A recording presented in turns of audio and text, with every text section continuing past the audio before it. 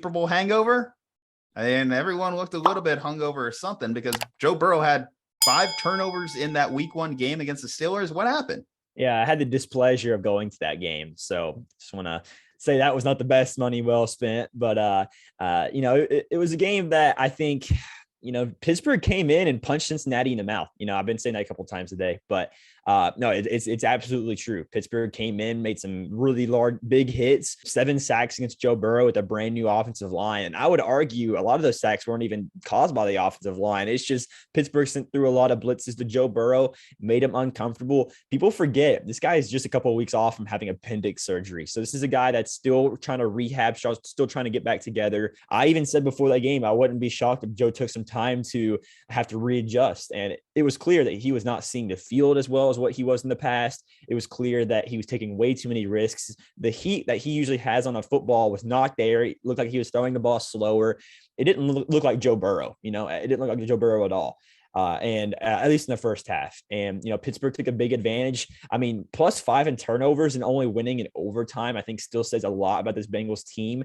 I definitely think their defense looked fantastic. Their defense is currently ranked first against the run and second against the pass right now in NFL rankings. So I'm definitely very pleased about the defensive performance, but I mean, without question, you really have to worry about Joe Burrow and the turnovers he had, especially coming up against a Dallas team with Trayvon Diggs and Micah Parsons, who are going to completely take advantage of problems if you do make them. I definitely think there is a concern there for Cincinnati, because this is not a new problem with Joe Burrow in terms of turnovers. He's had a big problem with interceptions so far in the NFL, and it looks like that problem is still continuing on even now, even though I will say I definitely think he does slowly improve throughout this season, and I do hope that he does bounce back.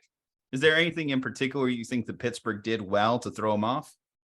Yeah. So they showed him a brand new formation. Cincinnati was so used to just having the single high because throughout their time, it's always been a short passing game. You give the ball to Mix and you give the ball over the middle to Boyd. You have a lot of moments where you're almost forcing a safety down to play over the middle. And Pittsburgh gave him a new look. Pittsburgh gave him a 2-high look, and the 2-high look was intended on, denying the deep ball, because last year Cincinnati completely decimated Pittsburgh with the deep ball all season with Jamar Chase and T. Higgins. Obviously losing T. Higgins mid-game was not the best scenario for Cincinnati. That obviously sucks, but that 2-high made it to where Burrow had a lot of trouble, because Tyler Boyd had a pretty solid game all around, but even then he was covered really, really well by Arthur Mollett, the slot corner for Pittsburgh. So whenever your slot's taken out of the game and you can't have any deep balls to Chase or Higgins, you're almost forced to keep the ball in between, and a lot of those, middle passes. Minka Fitzpatrick had the game of his life this week. I mean, I saw him already ranked top 5 in MVP rankings right now. That guy played out of his mind, had a big interception, had a block field goal, a lot of big plays that Minka Fitzpatrick had, completely denied any chance of throwing the ball near his direction. It was just a matter of Pittsburgh playing a really, really good defense. I know Mike Tomlin gave him some Black Air Forces for Black Air Force energy. I got to say, without question, they had Black Air Force energy that day. It was a brutal game. I mean, anytime a Cincinnati player touched the ball, they were getting stormed around. Every single play Joe Burrow had, I mean, like I said, it was clear that he did not have the zip on the ball he used to. But every single time he threw a ball, it was 3 Pittsburgh defenders jumping in front of it, at some point. You're just crossing your fingers that it doesn't get picked. So, I mean, it was just a really, really well defensive performance by Pittsburgh. And I expect nothing less from Mike Tomlin, who I think is, without question, a top 5 coach right now in football.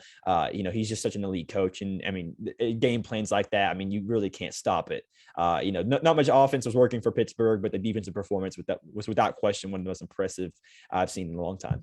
Kyle, we got an excellent breakdown of the Bengals from Blake, but looking at the Cowboys, they are +7 going into this game, despite it being a home game, and they are +7 for one big reason. Dak Prescott will not be taking snaps at quarterback for them. It's Cooper Rush time. Is the Cowboy season already done? Vegas sure seems to believe it, because I believe the Commanders and the Giants have better odds to win the NFC East than the Cowboys this week. Now, part of that's just because both those teams won, and they're trying to get suckers who think that Washington and the Giants have a chance of winning the division. But I would have said after week 1 that the Cincinnati Bengals had like the worst possible outcome for a week 1 game, because basically going into this season, they were like, okay, we're trying to repeat. offensive line protects Joe Burrow, who was coming off surgery. Well, Joe Burrow got sacked effectively 8 times. It was 7, and one TJ Watt sack got called back because of a penalty on the Steelers. So effectively 8 sacks, 5 turnovers. T. Higgins got a concussion in the second quarter, and they should have lost that game by 28 if the Pittsburgh Steelers offense wasn't absolutely dog shit terrible. And what ended up happening in Sunday night was that the Cowboys kind of took the cake on that because they were the team that like lost their star quarterback at the start of the season. And the rushing game of the Cowboys, I believe between Pollard and Zeke, had 16 carries for 60 yards, which is slightly below average in terms of like NFL rushing numbers, which we think of the Cowboys as being one of the better rushing teams in the NFL. And part of that is because Vita Vea is the best run stopping interior player in the NFL. And part of it is maybe the Cowboys aren't as good as maybe we thought they were. They used a lot of tight ends once Dak Prescott went out of the game, which I thought was interesting just because obviously we've been used to seeing their team be built on outside passing and the wide receivers for a bunch of years, but now Amari Cooper's gone. So you slide in Noah Brown and Dalton Schultz. And I think those were the 2 leading receivers in the Sunday night game for the Cowboys, which I thought was an interesting strategy. If Dak Prescott misses 9 weeks, this literally happened in 2020. He missed 12 weeks when he broke his leg in week 5 against the Giants. Like, we've already seen this before. The Cowboys should have gone 10-6 that year. They went 6-10. We know the difference between what the Cowboys look like with Dak and without Dak. So we know that the Cowboys are going to drop, 2 and 3 games. They're going to be in that same territory as the Seahawks were last year when Russell Wilson got hurt and the team was still like, should have been the 6 or 7 seed in the NFC instead of the Philadelphia Eagles, but because they lost Russell Wilson for effectively 4 games, they ended up finishing 7-10 and missing the playoffs. So, that'll be kind of what the Cowboys are this year. They'll be, by the time Dak comes back, if Dak comes back, it'll be fighting for that last playoff spot, it would appear. And maybe they win this week. I would probably believe the touchdown favorite Bengals will win just because even without T. Higgins, that offense is still really, really good for Cincinnati. And Dallas, this might be the easiest analysis to do, but also it could be, me falling into the trap of like, hey, 2 years ago, they lost their quarterback and we've seen this exact story happen. So maybe it's too easy of analysis there, but yeah, the Cowboys without Dak for 9 weeks is pretty much going to have them finish 2 or 3 games worse than they otherwise would have this season. Well, the Dallas Cowboys went from a team that had all these offensive weapons a year ago when they had Amari, they had Zeke, they had Pollard, they had CeeDee Lamb, they had a good offensive line, albeit deteriorating at the time, to now having a depleting offensive line. Their quarterback's out, no Amari. Zeke is looking pretty washed, potentially. Pollard should be vying for more touches. And now really they're led by their defense. Micah Parsons, obviously Diggs led the league in interceptions last year, even though we have questions about how good Diggs really is. But I don't care how good your defense is. At the end of the day, when you start a backup quarterback, even the best backup quarterbacks in the league, usually you're hoping that they can at least win you maybe a couple games at best. But you're talking about let's say the full estimate, the 8-week stretch, right? We're playing this very conservative terms of Dak's ability to heal up. I just don't see 2 wins from Cooper Rush coming out of this team. And obviously going into this game, the easy analysis, like you said, is the Bengals are probably going to win. Blake, congratulations. Your team got their first win of the year. Simply put, they're going to want to have a little bit of a fuck you game coming off of that week 1 performance against the Steelers. So I think this is obviously a good week for Cincinnati. I think even with the -7, I think that they're still a good bet just because I just don't think that Mike McCarthy has it in him to scheme up some plays for Cooper Rush. He didn't really have much to scheme up with Andy Dalton, who even 2 years ago, I think is a better quarterback than Cooper Rush. I think the Cowboys never even planned for this situation of having to go to their backup quarterback because I know that there was some issues in the preseason in terms of at one point, I want to say they even didn't have a backup quarterback. They just released everyone. Mm-hmm. This is the worst case scenario for them. They just been pictured, and this is probably part of the problem too. Whenever they obviously signed Dak to his extension, they just pictured that Dak was just going to be a staple in their lineup and they would not have to worry about him missing significant chunks of time. Obviously 2 years ago was a freak injury. You could say this is a freak injury too, but it's cost you 2 seasons. When the Niners had the talks about Jimmy Garoppolo and replacing Jimmy Garoppolo, it was a very similar situation. You had him missing huge chunks of games, and that's exactly where Dak is falling into. And we consider Dak, he encroaches on tier 2 at times, but he's mostly a tier 3 quarterback. He puts up tier 3 numbers in the same realm as Kirk Cousins. Now you factor that in, and now he has the injuries that are weighing him down and a depleting team around him.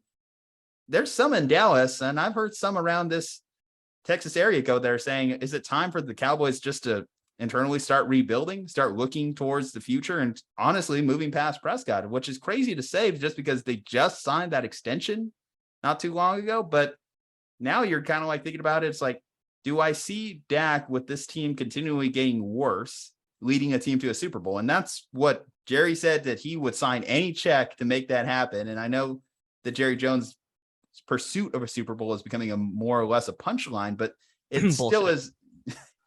It still is something that I could see him wanting to pursue prior to, his imminent demise.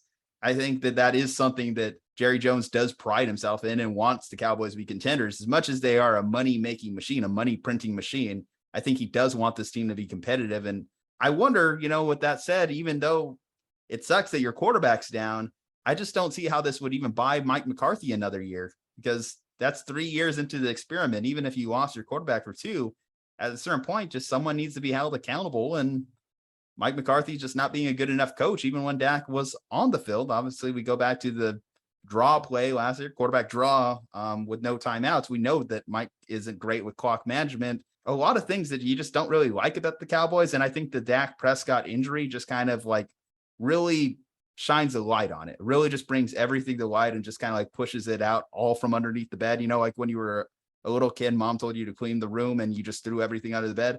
That's kind of like I feel what the Cowboys did. They just kind of buried their issues under the bed. And now with like an injury, it's kind of hard to keep everything underneath there. So yeah, I mean, this is just not how you want to start the year. I think the most NFL fans would say, if you were to have an injury to your starting quarterback, you'd prefer it later in the year. So at least you feel like you have an opportunity, you have some hope at the start of the season. Sucks when you lose your guy in week 1 and you just know the season is dead. So yeah, it's dead as a doornail. Cowboys not doing much this year. Eagles looking pretty sharp in week 1, albeit they almost let the Lions claw back into it. So I just don't see how they really even fight for the division or fight for a wild card this year. Anyway, so Bengals, 3 Bengals. All right, guys, we have another guest joining us this week, Blake Jude. Blake has been on the podcast before. Blake, go ahead and tell the people where they can find you on social media. I'm everywhere on social media. If you're interested in my Bengals content, which is what I do a lot, got my logo on my own t-shirt here. Follow me on Instagram at StripeHypeCincy, where I post all Bengals content on. But if you want more variety, my Twitter at BlakeJude714. I do pretty much every football there. I'm going to be doing a lot of betting stuff this season in football. I'm going to be keeping up with college football, NFL, all of that. So make sure you follow me on my Twitter for all of that content. Check out Blake for all Bengals content, all sporting content, great draft analyst as well. Follow us on social media at Slumpbuster Podcast. Subscribe to the channel, leave a like on the video, and comment about whatever we were talking about in this video. I don't know what it is. This is just going to be a general outro tag. Stay safe, happy, and healthy. Juju Talk Sports. Kyle Ledbetter here. We'll see you next time.